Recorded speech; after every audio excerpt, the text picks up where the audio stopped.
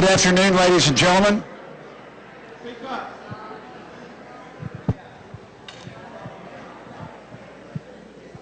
With the exception of Bynum Gibson, I'm thrilled all of you are here. Thank you all for being here. My name is Skip Rutherford. I'm Dean of the Clinton School. Could I please ask that you turn your cell phones and other electronic devices off?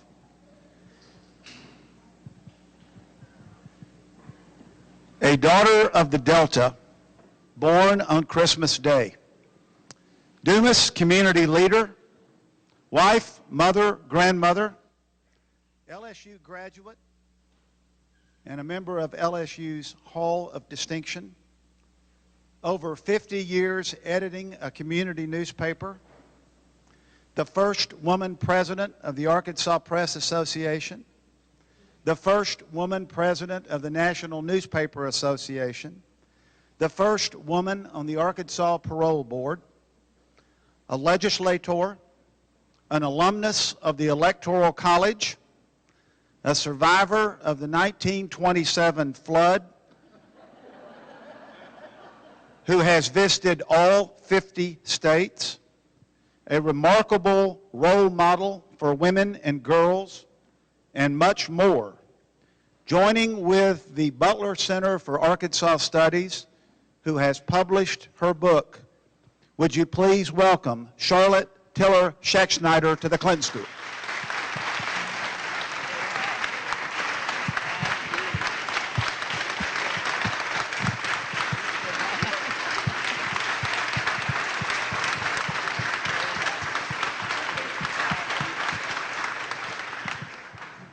Now we're going to begin this conversation with a couple of questions, and then I'm going to throw out some names and let her respond in a couple of sentences, or however she wants to respond. And then we'll open it up for questions. But I want to start, Charlotte, by, in your book on page 302, you say in the epilogue of the book, if my antique typewriter could speak, it would affirm my family's moniker for me, Salty Old Editor. Tell us about that name. Well, it began with... Hold the microphone real close to you. Okay. It began with my husband's, that was his comment when I would get in a tizzy over an editorial. I would say, I am going to write a hot editorial. I would be really upset over some issue. And he would look at me and say, there goes the salty old editor again. Well, my children took it up, but when John was small, he would go around the house saying, Mother's going to write a hot editorial. And so I became the salty old editor at home. Now, let us say that salty did not include my language, or my mother would have washed my mouth out with soap. All right.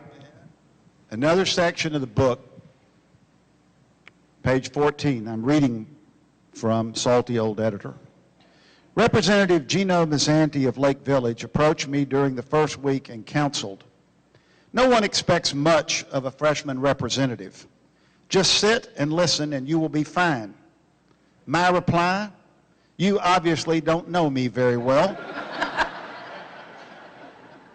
I am not a sideline sitter, and I always have plans. Once asked how I had intermingled roles over a lifetime, I replied, have always believed in the people of the Delta, and they have believed in me. I have drawn strength from them and my forebears, beginning with my childhood in Tillar.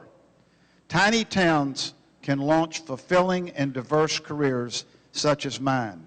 The seed for the dream was planted in my childhood. All right, tell us about your childhood. Tell us about the 1927 flood, and tell us about growing up in the Delta. Do you want 10 minutes or 2 hours? Well, you're a salty old editor. You can take whatever time you want. I was, of course, born in Tillar, Arkansas, and when I was 3.5 years old, we had this knock on the side of our house in the middle of the night and said, get up and get out of town because the Baobab Bartholomew Bridge is going to wash away. Well, we hastily got in our antique car and went over the bridge, about the last car to get over the bridge, and the water was just all as far as you could see. And I can still see the sandbags alongside to mark the road. And our car stalled after we got over the bridge. And my mother said to my brother, who was 8 years older than I, go get help and get a team to pull us through this. And I was still, I can just see it as vivid as it was then. And he ran the sandbags to get help. Afterwards, she had nightmares for years because she was afraid he would have fallen in the floodwaters. We went to Monticello and lived with a family named Gill, and they would not accept any money at all for us being there for 2 weeks. In return, my father, who was managing a furniture store in McGee, gave their son a job, and he became a very successful businessman. Growing up in Tillar was a once, you know, it takes a village to raise a child, as Hillary Clinton often said, but it took a village even to get this woman at 88 years old here today. Thank you for coming. I'm reading again from Salty Old Editor, and the person I'm referring to is here in the crowd. Representative Northcott and I sought to make the mixed drink sales tax permanent to provide funding for construction of a research center at the University of Arkansas for Medical Sciences. Strongly opposed were owners of restaurants and bars, principally in the Little Rock area. In the successful struggle to move the bill out of the Rules Committee onto the House floor, I was accosted. Upon leaving the committee room following the vote, I was accompanied by UAMS Dean Dr. Dodd Wilson. As I passed a group of opponents in the hall, one declared vehemently at my back, "You'll never forget this day." I turned around and went back to face the group, and I said, "Who said that?" Not one word in reply. Angrily, I replied, "Don't you ever threaten me. I will not be threatened." Still no reply. The House grapevine was at work. After climbing stairs to the 3rd floor, I entered the House chamber. Sitting at the back was Representative Lacey Landers. "Hey, do you need a bodyguard?" he asked. "No," I declared, "I can take care of myself." He replied, "I kind of figured you could." Charlotte, what was it like in the legislature as a woman?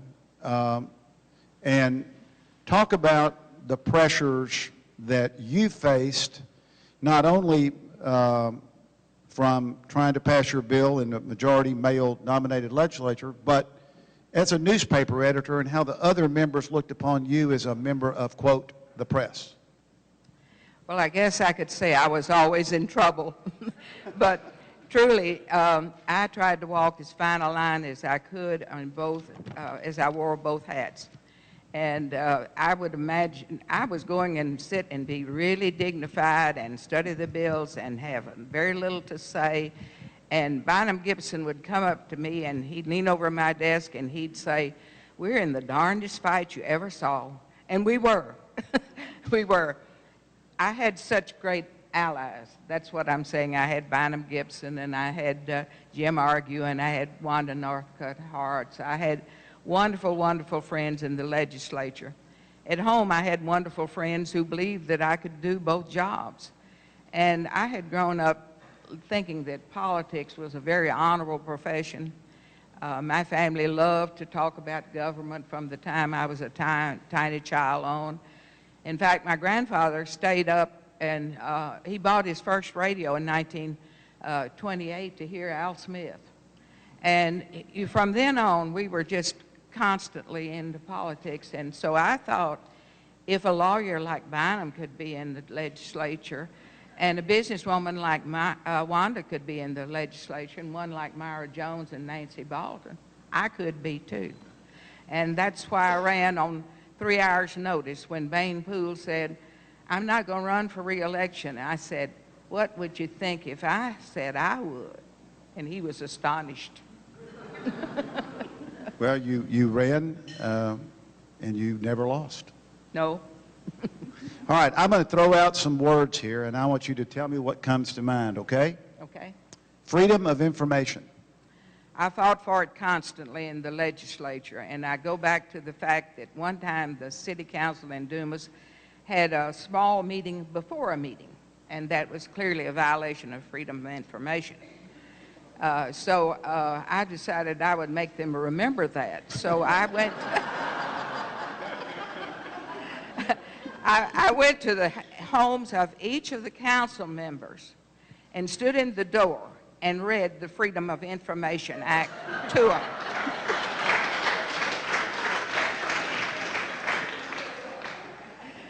And I fought for it every year I was in the legislature. All right, Ding Dong Days. I was the first and founding chairman of that wonderful festival in Dumas, Arkansas, the last weekend in July. Please come again. One of my co-chairmen is here today, Michael Jones. The first co-chairman is Fritz Hudson. He's back on the third row over there. They've remained my friends despite all of it. So we had a wonderful time. I was elected the first woman on the Chamber of Commerce board, and they said to me, go start a festival. So I thought of the Ding Dong Daddy from Dumas song, and I thought we had to call it Ding Dong Days. And everybody else thought I was a ding dong. Well, it's a festival that's gone on and on and on, so you obviously started something. 33 years. Okay. Rower and Jerome.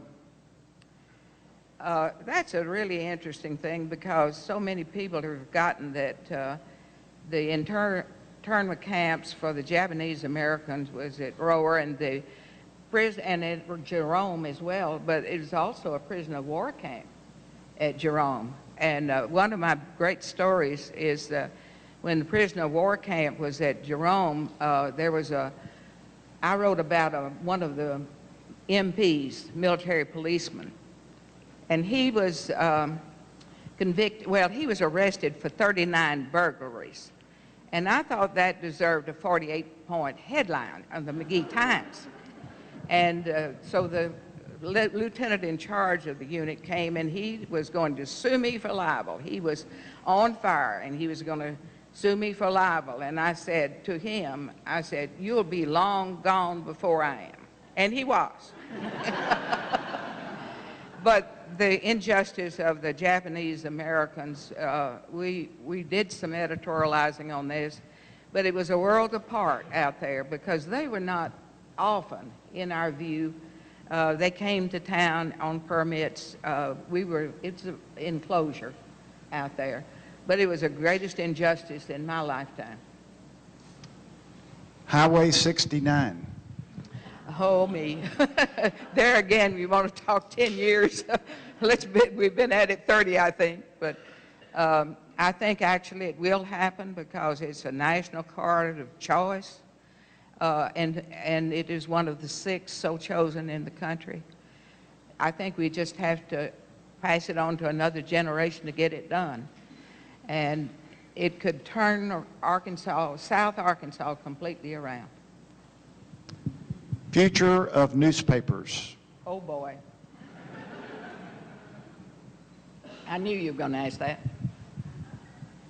I think newspapers will survive. In what form, I don't know. I think the ones most likely to survive are the community newspapers because there's a great desire for community information and community influence. The fact that people can come to a small newspaper and have a voice, can talk to the editor in person, can bless her out, can say they're going to sue her, and she can stand up and say, okay. But I see that freedom of the country depends upon information, and I think the newspaper still has a major role in it. In what form, I can't say. So much has changed in the last 20 years. After I sold the business in 1999, it's been a new world out there. Bill Clinton. 2 minutes or 2 years. You're the editor. Most charismatic person I've ever known, and the most, one of the most brilliant. I once saw him do a speech, a major speech, 6 words on a piece of paper. Absolutely astounding mind for people. But the thing I don't think many people ever realized about Bill and Hillary Clinton is how much they cared for the people, all the people. And that was very apparent to me from the very beginning.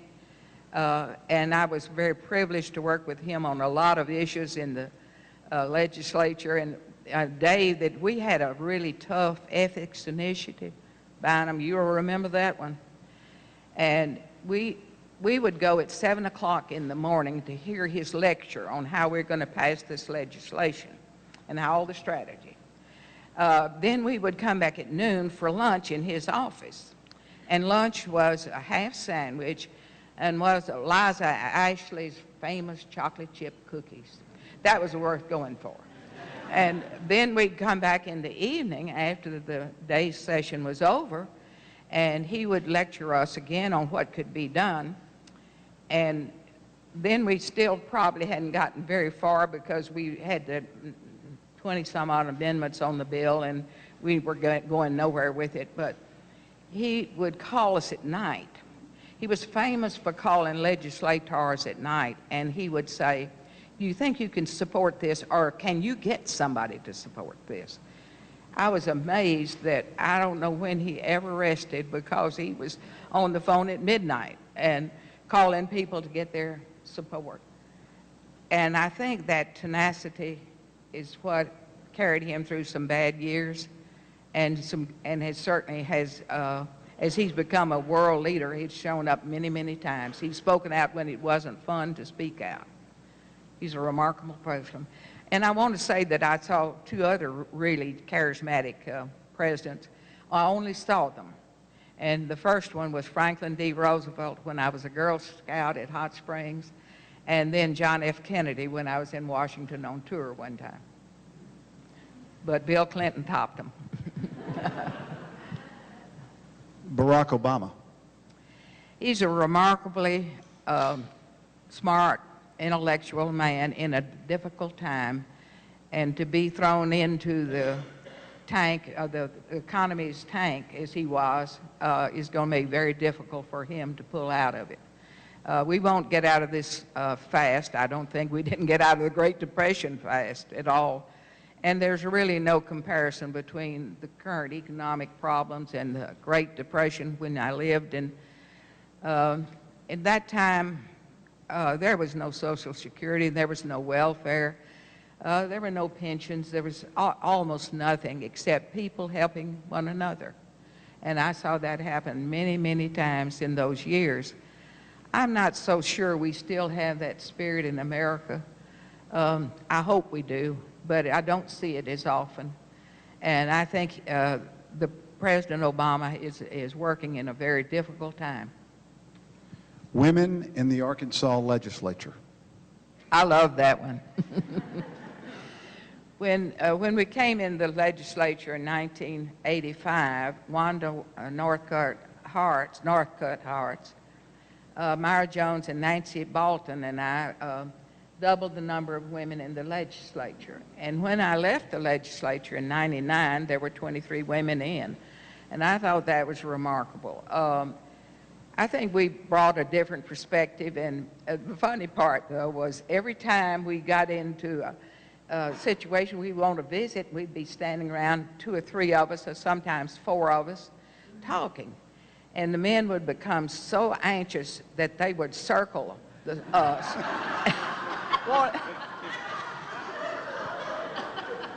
They wondered what we were plotting against. The Arkansas Press Association. A wonderful, wonderful institution, and I'm glad that Dennis Schick is here today. He was 25 years our manager and helped me to bring the National Newspaper Association to Arkansas, which nobody said that would ever work. But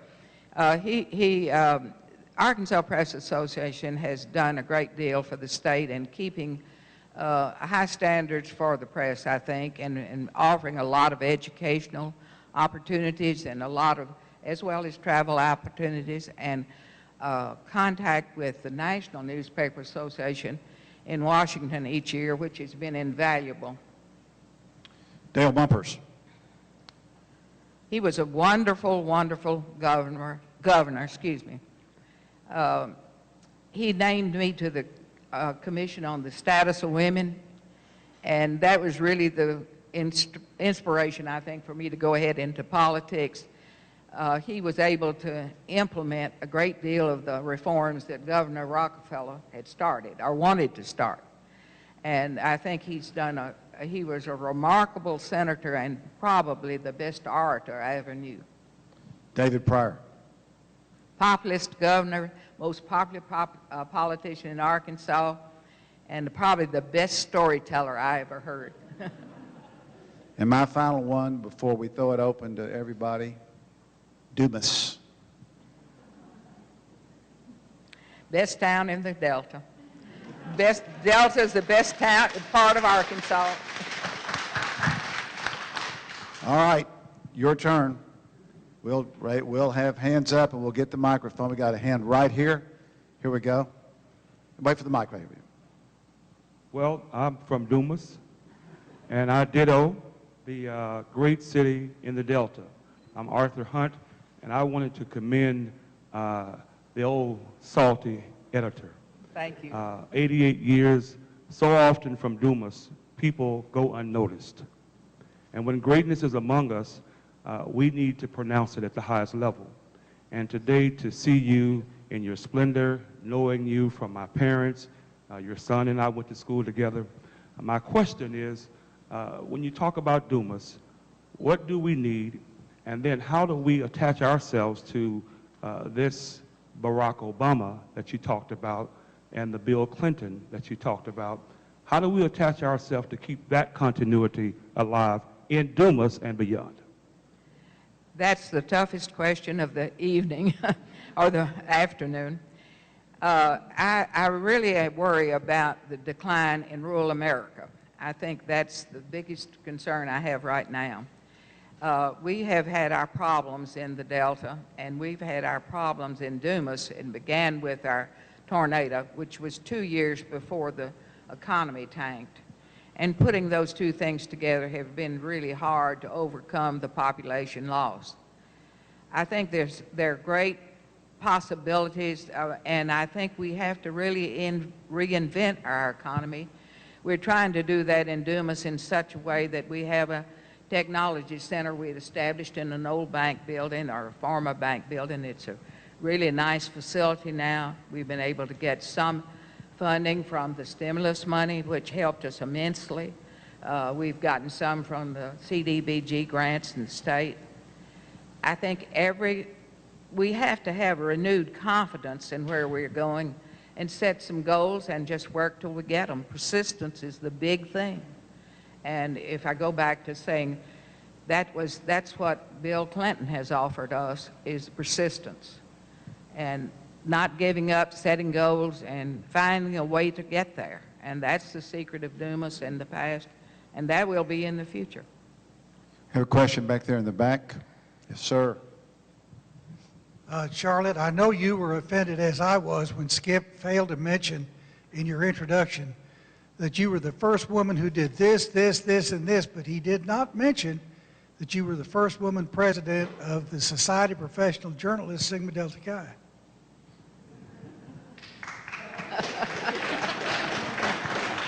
Well, considering that was Bob Sells that asked that question, you could just be assured that no matter what I put on the list, he would have one that I did not include.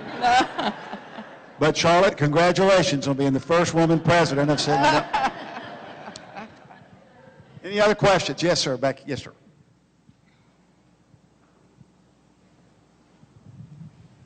Charlotte, I agree with you that the broader future of newspapers lies in community papers, but how do we get journalists, especially young journalists who like the amenities and the activities available in bigger metropolitan areas, to come to smaller communities, come to rural states, and at least start, if not keep their careers at a local community paper? That, the traction of rural areas has declined to such an extent that it is reflected, I think, in the community newspapers as well. But, there was never a time that we didn't have young people coming wanting to be associated with us. And I think you have to offer them an opportunity for education in maybe a stepping stone position, that we have to have more internships. We also have to have better recreational facilities in the small towns than we have now, and I think that's a big problem for young people. I don't think it's all of those things are impossible, but that's the reality of it now. Annie, right here. Wait for the microphone.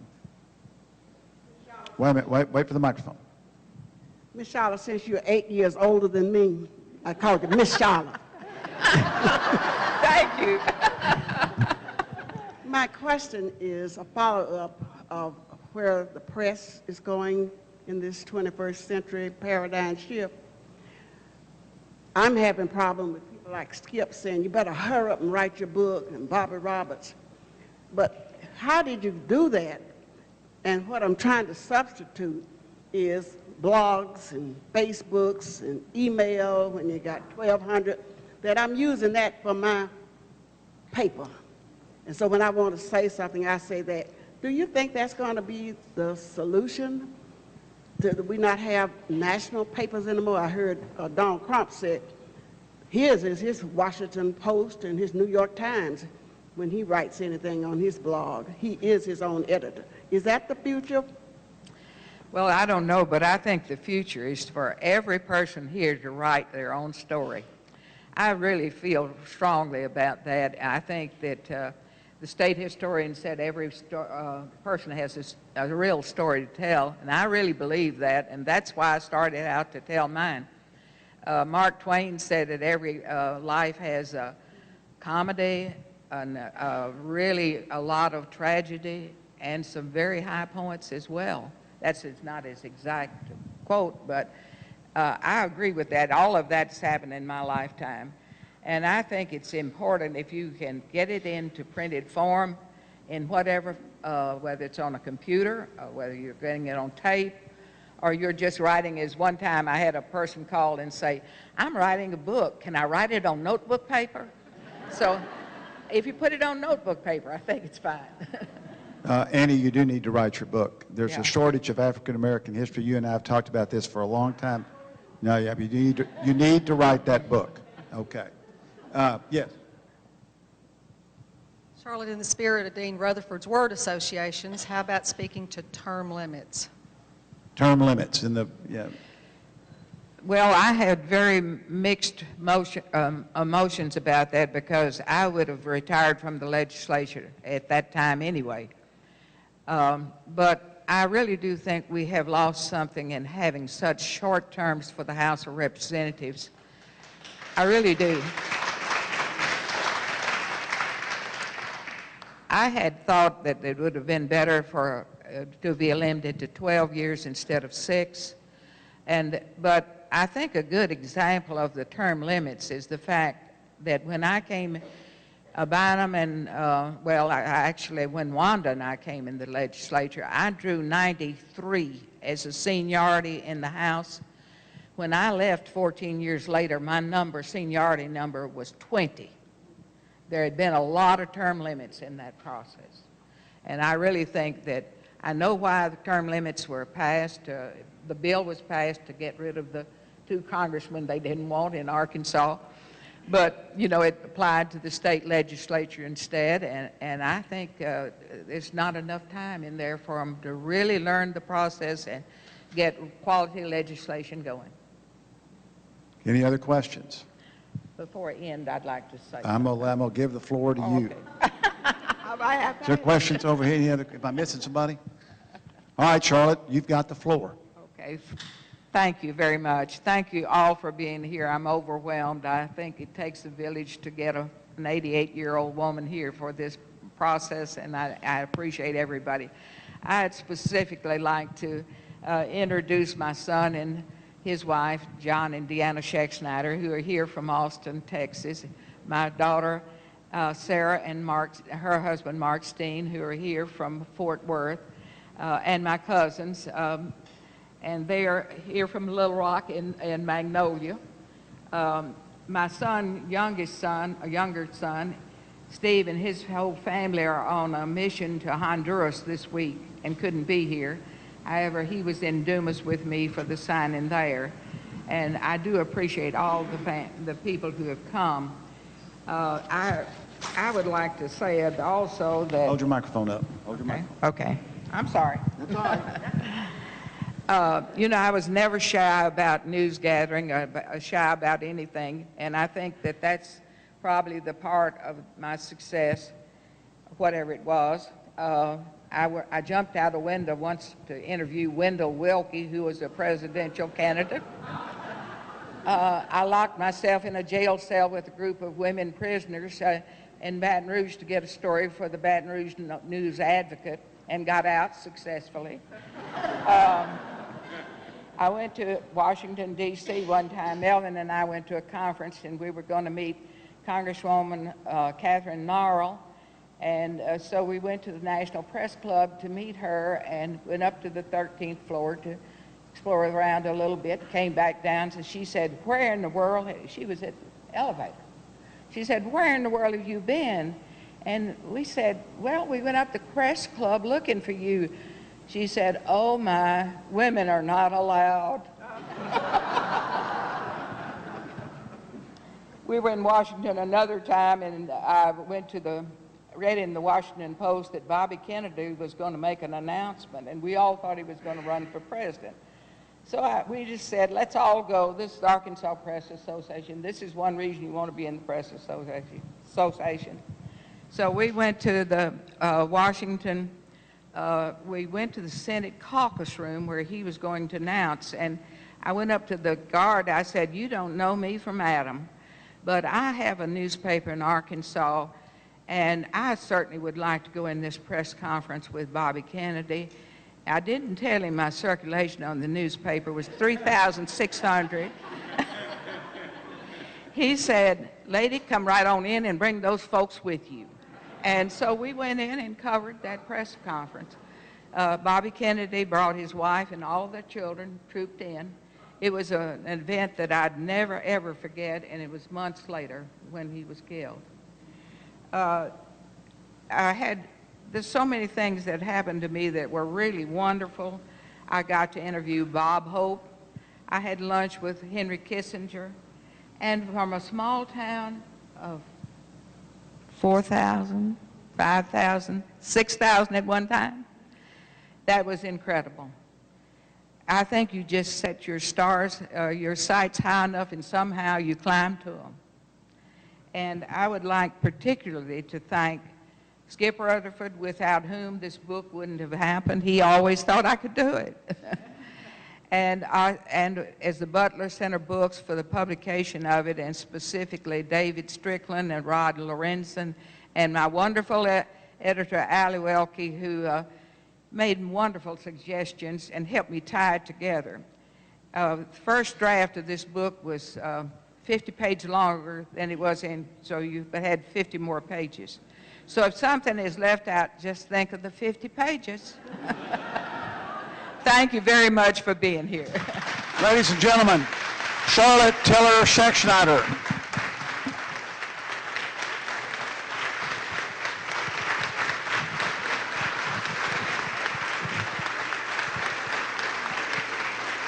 Now, I'm going to help Charlotte get over to the book signing table, and I know people, I hope you will, purchase her book and certainly come visit with her.